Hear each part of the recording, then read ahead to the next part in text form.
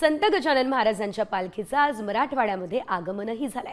हिंगोलीच्या सेनगाव शहरामध्ये या पालखीचा आज पहिला मुक्काम असेल। दरम्यान मराठवाड्यामध्ये ही पालखी दाखल होताच आज हिंगोलीकरांनी ढोल ताशाच्या गजरात फटाक्यांची आतषबाजी करत संत गजानन महाराजांच्या पालखीचं जोरदार स्वागत केलं। हिंगोलीकरांनी गणगण गणात बोतेचा जयघोष करत उत्सव साजरा केला। उद्या या पालखीचा दिग्रस गावामध्ये दुसरा मुक्काम असणार आहे।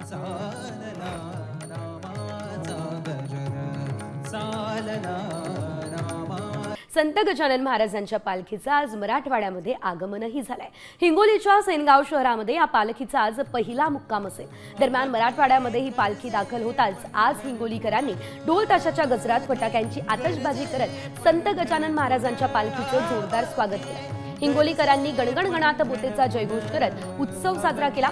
उद्या या पालखीचा दिग्रस गावामध्ये दुसरा मुक्काम असणार आहे।